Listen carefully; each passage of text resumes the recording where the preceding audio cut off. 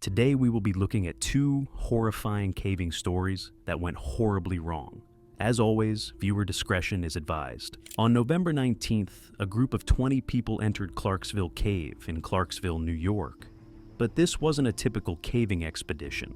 10 of the participants were mentally challenged adult clients from the Springfield Developmental Center, and the other 10 were adult staff members from Experiment with Travel, an organization that provided outdoor adventure experiences for people with developmental disabilities. The idea was therapeutic, enriching, giving these adults a chance to explore, to experience something extraordinary, to feel the thrill of being underground in passages that most people never see. They'd been underground for about 2 hours, exploring the upstream passage of Ward's section. The cave was cold, damp, full of the usual obstacles, tight crawls, uneven floors, rocky passages that required careful navigation. But the group was managing. The staff members were experienced, attentive, keeping close watch on their clients as they moved through the darkness, everyone's headlamps creating a constellation of moving lights in the cave. They were heading toward the big room, a larger chamber where they planned to regroup before beginning their exit. The trip was almost over. They'd done it, successfully taken a group of developmentally disabled adults on a caving expedition, and it had gone well. Everyone was tired but in good spirits, ready to head back to the surface. Just short of the big room, one of the female clients was navigating a section with a rocky pool. The water was only about a foot, 0.3 meters deep, not dangerous under normal circumstances, just an obstacle to step through or around. But the rocks were slippery, covered in that thin layer of moisture and microscopic algae that makes cave surfaces treacherous. Her foot slipped. She fell, landing hard in the shallow pool, the impact jarring, the cold water soaking through her clothes immediately. The rocks beneath the water struck her body, bruising, shocking her system. And then something else happened, something that had nothing to do with the fall itself, but was triggered by it. The physical trauma, the stress, the shock to her system. She began to seize. Her body went rigid, her muscles locked in violent contraction. Her head began to move in jerking, uncontrolled motions. Her arms pulled in tight against her chest, then extended, then pulled back again in rhythmic spasms. A registered nurse from EWT was nearby. Fortunately, they had had the foresight to bring medical personnel on this trip. She rushed to the seizing woman, wading into the pool, dropping to her knees in the cold water. Her training kicked in immediately. She supported the woman's head, keeping it from striking the rocks, keeping the airway open. The woman was inhaling water from the pool, so the nurse lifted her partially out of the water while maintaining support. She called out to the other staff members for help. The group converged. In the confined space of the passage, with limited room to maneuver, multiple people tried to reach the seizing woman. The seizure lasted 35 to 45 seconds, less than a minute. But when someone is convulsing violently in your arms in a foot of water in a dark cave, 45 seconds feels eternal. Then, as suddenly as it started, the seizure stopped. The woman's muscles started to relax. She took a gasping breath as her eyes opened, confused, disoriented, not understanding where she was or what had just happened. This is typical after a seizure, the postictal period, when the brain is rebooting, when the person is conscious but not fully aware. They thought she'd be all right, but that first seizure was just the beginning to the nightmare that was about to unfold. They needed to move her out of the water. Working together, the staff members lifted her from the pool and laid her on drier ground nearby. They stripped off her wet clothes. Hypothermia was now a serious concern. In cave temperatures, which typically hover around 50 to 55 degrees Fahrenheit, 10 to 13 degrees Celsius, being soaking wet can lead to dangerous drops in core body temperature within minutes. They wrapped her in wool clothing from their packs, wool being one of the few materials that retains insulating properties even when wet. They added emergency blankets. They were trying to warm her, to stabilize her, to keep her comfortable while they figured out how to get her out of this cave. And then she seized again. The second seizure was just like the first. Her body went rigid, the same jerking movements of her head, face, arms, and legs. the same 35 to 45 seconds of uncontrolled convulsions. The nurse maintained her airway throughout, making sure she could breathe, making sure her tongue didn't block her throat. Then it stopped. The woman became responsive again, confused again, probably frightened now because she was starting to piece together that something was very wrong. They needed to get her out. They couldn't stay here hoping the seizures would stop. They came prepared and secured her to a scoop stretcher, a rigid rescue stretcher designed for spinal immobilization, with raised edges to keep the patient from rolling off. They strapped her down, making sure she was secure but not so tight that it would restrict her breathing. Third seizure, the nurse maintained the airway, 35 to 45 seconds. Then it stopped. They began moving the stretcher toward the big room and the exit beyond. Fourth seizure, they had to stop, set the stretcher down, maintain her airway, wait for it to pass, then continue. Fifth seizure, stop, maintain airway, wait, continue. The woman wasn't experiencing incontinence during the seizures, which was fortunate. It meant her system wasn't completely overwhelmed, and she was achieving spontaneous arousal after each seizure, regaining consciousness on her own without medical intervention. These were good signs, but the fact that the seizures kept coming, roughly every few minutes as they tried to move her, meant they were in a race against time. They reached a section of the cave that has a 25-foot, 7.6 meter, tunnel which is narrow and winds in twisted directions. It's manageable when you're crawling through yourself. You can twist your body, find handholds, work your way through the awkward geometry of it. But with a rigid stretcher? Impossible. The staff members tried. They angled the stretcher, tried to feed it up through the tight passage. It wouldn't fit. The stretcher was too wide, too rigid. The shape of the passage meant there was no straight line to follow. They couldn't push it, couldn't pull it, couldn't maneuver it through. They were going to have to remove her from the stretcher and pass her up by hand. This meant unwrapping her from the blankets, unstrapping her from the security of the stretcher, and physically lifting her body through a 25 feet, 7.6 meters, narrow and twisting passage, while she was having recurring seizures every few minutes. While they were all exhausted from the 2 hours of caving, plus the emergency response. In the dark, with limited space to work. Among all this, sixth seizure hits. This happened while they were preparing to move her. When she came out of it, they began the hand pass. One person climbed partway up the passage. Another lifted the woman and passed her up. That person secured her, then passed her to the next person higher up. Slowly, carefully, they moved her up and down through the 25-foot tunnel, her body being supported at all times by multiple people, everyone aware that another seizure could hit at any moment. And then it happened. Seventh seizure. Halfway through, her body went rigid.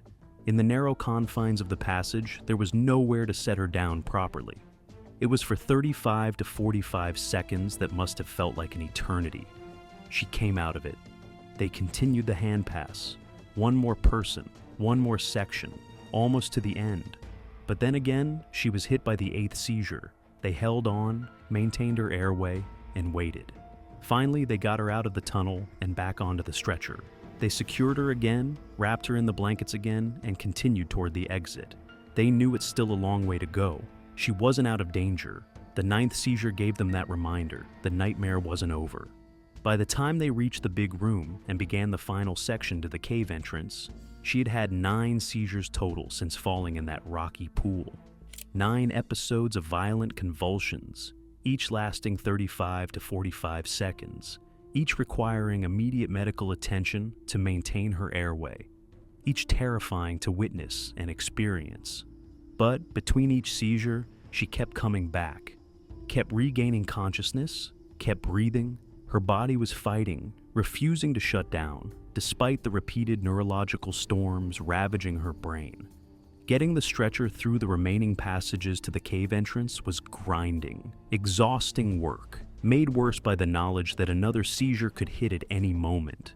But they made it. The cave entrance appeared ahead, that blessed rectangle of gray daylight that meant safety, that meant ambulances and hospitals and proper medical care.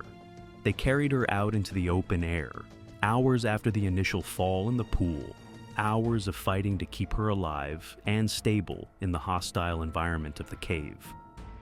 An ambulance was waiting, summoned by someone who'd gone ahead to call for help. They transferred her from the scoop stretcher to the ambulance gurney. The paramedics took over her care, checking vitals, administering medications to prevent further seizures, preparing her for transport to a hospital. She survived. Despite 9 seizures in a cold, dark cave, despite the deadly passage that required her to be manually passed up 25 feet while seizing, despite the hypothermia risk from falling in that pool, she survived against all odds.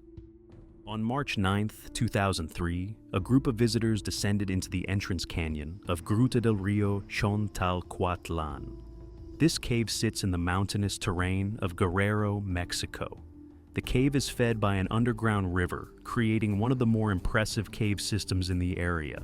The upper entrance to the cave is accessed through an entrance canyon, a steep-sided ravine that descends into the earth before opening into the cave passages below.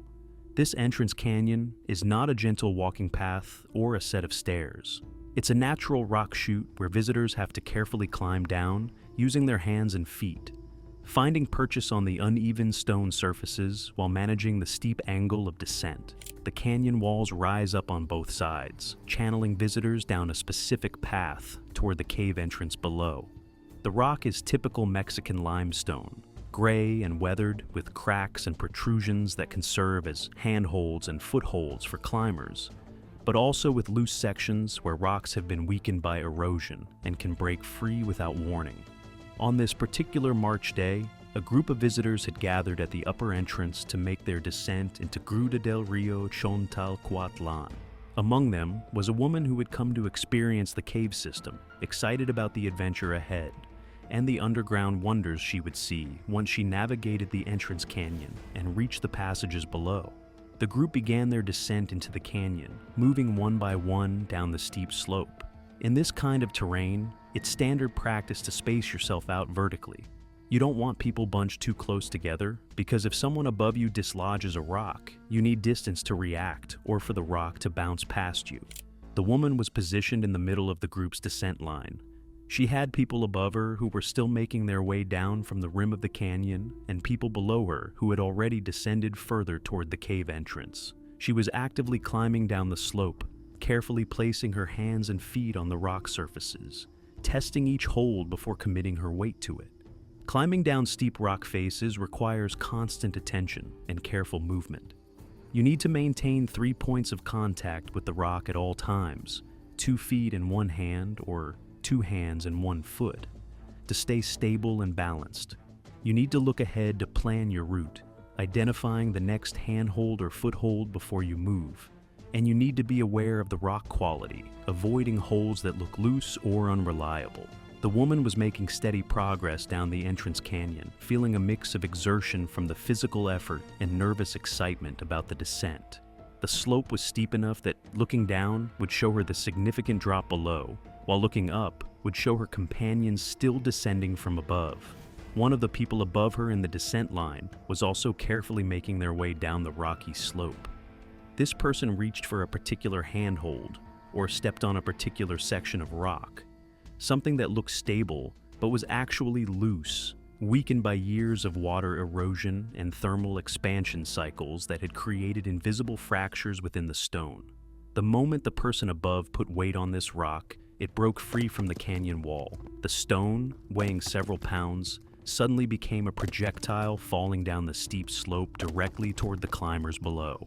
In steep terrain like the entrance canyon, falling rocks don't just drop straight down, they tumble, bounce, and ricochet off the slope, accelerating as they fall and changing trajectory unpredictably.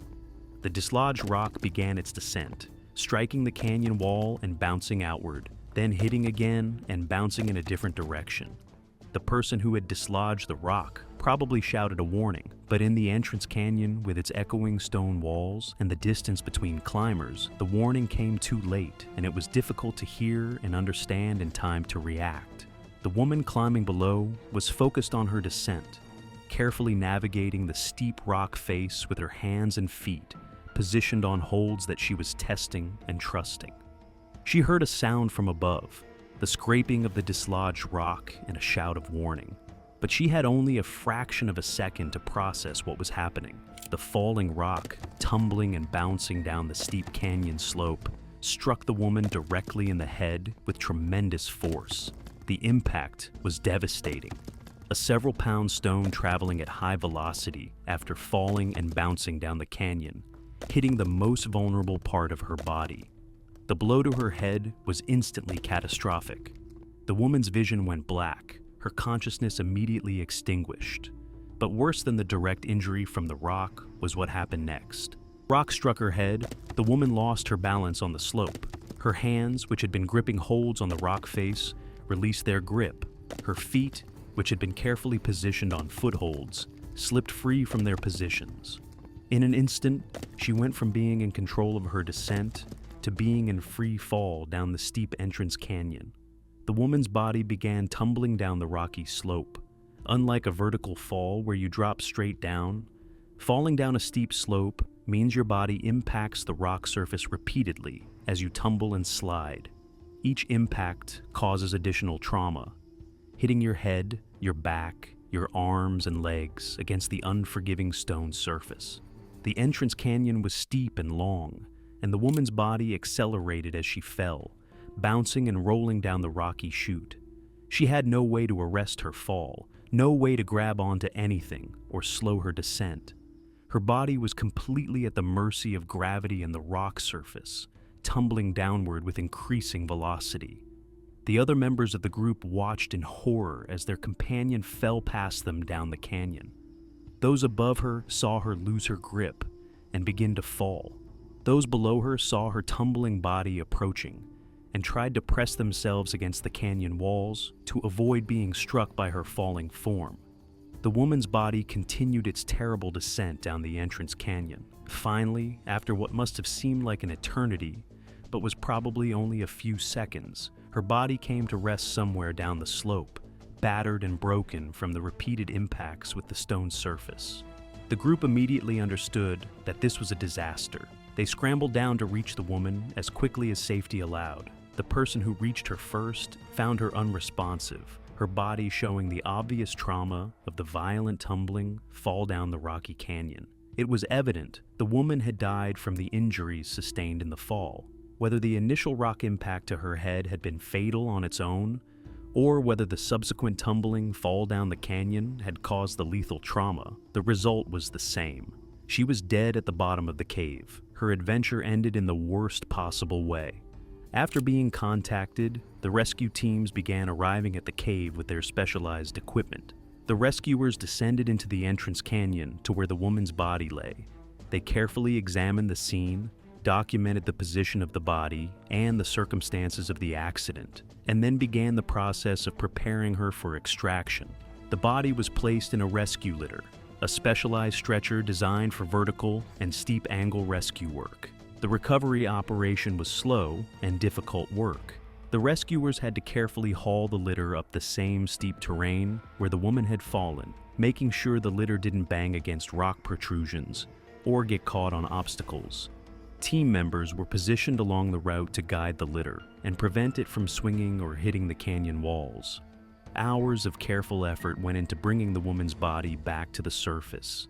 The rescue teams worked with professional competence despite the emotional weight of recovering someone who had died in such a sudden and tragic way. They had trained for these situations, but that didn't make it any easier to handle the reality of a fatal accident. Finally, the litter reached the top of the entrance canyon, and the woman's body was brought back to the surface.